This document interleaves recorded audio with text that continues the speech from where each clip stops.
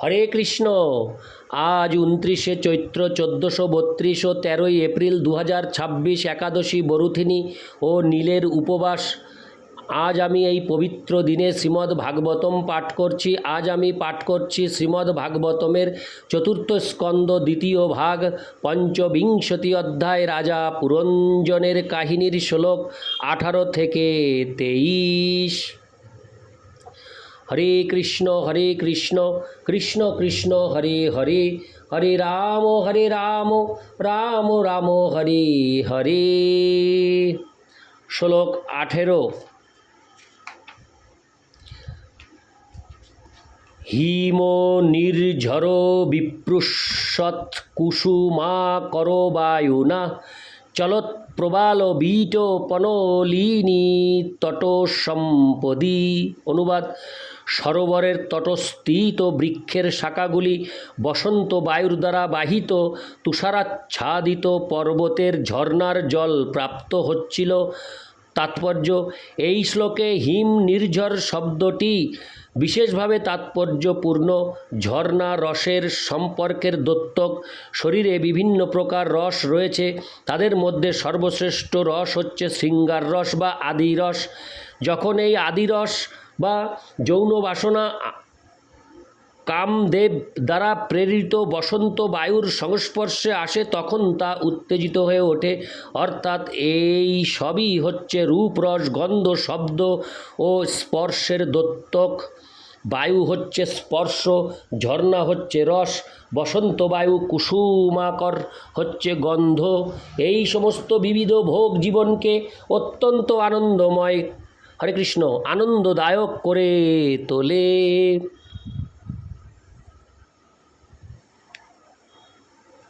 এবং তার ফলে আমরা জড়জগতের বন্ধনে আবদ্ধ হয়ে পড়ি। ইতি শ্লোক 18। শ্লোক 19। নানারণ্য মৃগব্রাতৈর নাবাধে মুনিব্রতৈ আহুতং মন্যতে পান্থ যত্র কোকিল কূজিতৈ। অনুবাদ: এই প্রকার পরিবেশে বনের পশুরাও মুনিদের মতো হিংসাবিহীন এবং ঈর্ষাবিহীন হয়েছিল। তার ফলে পশুরা অন্য কাউকে আক্রমণ করত না। তদুপরি সমস্ত স্থান কোকিলের কুহুরবে মুখরিত ছিল। তার ফলে পথিকেরা মনে করতেন সেই পরিবেশ যেন তাদের নিমন্ত্রণ জানাচ্ছে, এবং তাই তারা সেই সুন্দর উদ্যানে বিশ্রাম করতেন। তাৎপর্য: স্ত্রী পুত্র সমন্বিত শান্তিপূর্ণ পরিবারকে সেই অরণ্যের শান্তিপূর্ণ পরিবেশের সঙ্গে তুলনা করা হয়।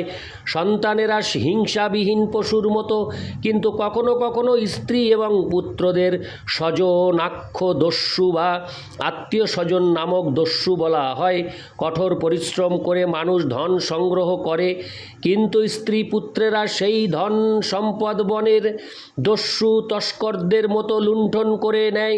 তা সত্ত্বেও পরিবারে স্ত্রী পুত্র জড়িত এই প্রচণ্ড অশান্তিকে উদ্যানে কোকিলের কুহুরবের মতো মনে হয়। এই প্রকার পরিবেশের দ্বারা আমন্ত্রিত হয়ে মানুষ আনন্দময় পারিবারিক জীবন উপভোগ করার জন্য যে কোনো মূল্য দিতে প্রস্তুত থাকে। ইতি শ্লোক 19। শ্লোক 20। যদৃচ্ছয়া গতং তত্র দদর্শ প্রমোদোত্তমম ভৃত্যৈর্দশাভিরায়ান্তি মে কৈকো শতনায়কৈ।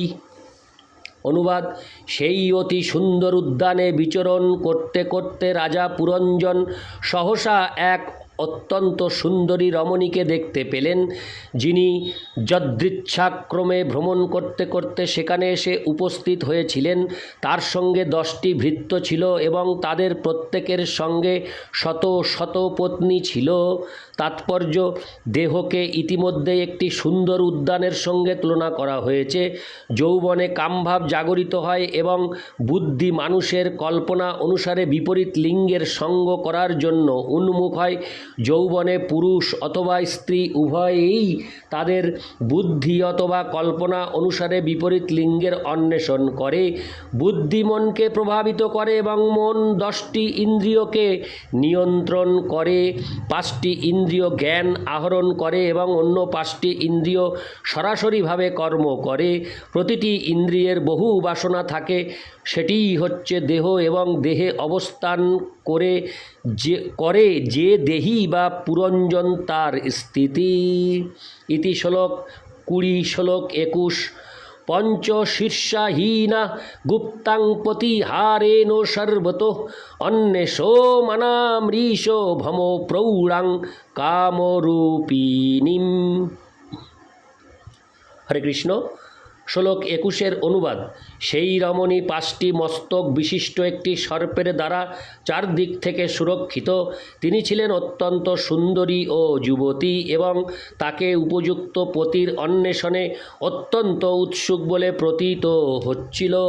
তাৎপর্য: জীবের শরীরে প্রাণ, অপান, ব্যান, সমান ও উদান নামক 5টি বায়ু ক্রিয়া করে।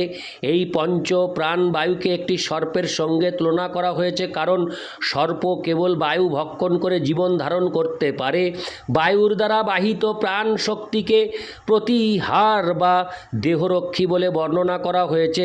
প্রাণ শক্তি ব্যতীত কেউ এক পলকের জন্যও জীবিত থাকতে পারে না। প্রকৃতপক্ষে সমস্ত ইন্দ্রিয়গুলি প্রাণ শক্তির অধীনে কার্য করে।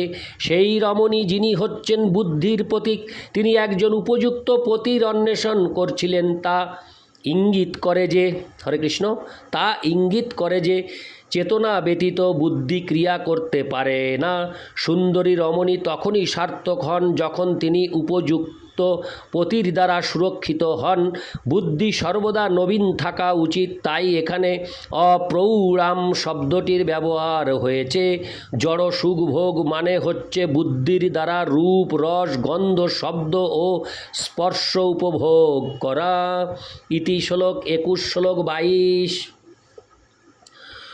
সুনাসাং সুদতিং বালাং সুকোপলাং বরাননাম সমবিন্যস্ত কর্ণাভ্যাং বিভ্রতিং কুণ্ডলশ্রিয়ম। অনুবাদ: সেই রমণীর নাক, দাঁত ও কপোল অত্যন্ত সুন্দর, তার কর্ণযুগল তেমনি সুন্দরভাবে বিন্যস্ত এবং উজ্জ্বল কুন্তলের দ্বারা বিভূষিত। তাৎপর্য: বুদ্ধির শরীর ইন্দ্রিয় তৃপ্তির বিষয় সমূহকে উপভোগ করে, যেগুলি প্রকৃতপক্ষে তাকে আচ্ছাদিত করে, যেমন গন্ধ, রূপ, শব্দ ইত্যাদি। সুনাসাম শব্দটি ঘ্রাণেন্দ্রিয়কে ইঙ্গিত করে। তেমনি মুখ হচ্ছে রস গ্রহণের ইন্দ্রিয়, কারণ চর্বণ করে ও জিহ্বার দ্বারা স্পর্শ করে বস্তুর স্বাদ উপলব্ধি করা যায়। সুকোপলাম শব্দটি ইঙ্গিত করে স্বচ্ছ মস্তিষ্ককে, যা বস্তুকে যথাযথভাবে উপলব্ধি করতে পারে। বুদ্ধির দ্বারা বস্তু সমূহকে যথাযথভাবে ঠিক করা যায়। 2 কানের কুন্তল বুদ্ধির দ্বারা পরানো হয়েছে। এইভাবে এখানে জ্ঞান লাভ করার উপায়গুলিকে আলংকারিকভাবে বর্ণনা করা হয়েছে। ইতি শ্লোক 22, শ্লোক 23। পিসঙ্গ নিবিং শুশ্রণিং শ্যামাং কনকমেখলাম পদ্ভ্যাং কন্নদ্ভ্যাং চলন্তিং নূপুরৈর্দেবতামিব। অনুবাদ: সেই রমণীর কোটি ও শ্রেণী দেশ অত্যন্ত সুন্দর। তার পরনে পীত বর্ণ শাড়ি এবং তার কোটিদেশ স্বর্ণ মেখলা বেষ্টিত ছিল।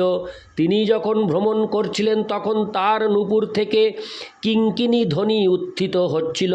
তাকে দেখে সাক্ষাৎ দেবাঙ্গনার মতো মনে হচ্ছিল।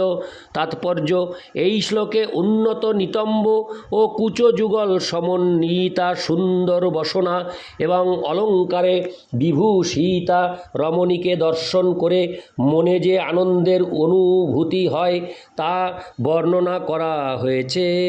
ইতি শ্লোক 23। হরে কৃষ্ণ কৃষ্ণ কৃষ্ণ হরে হরে, হরে রাম রাম রাম হরি হরে। হরে কৃষ্ণ।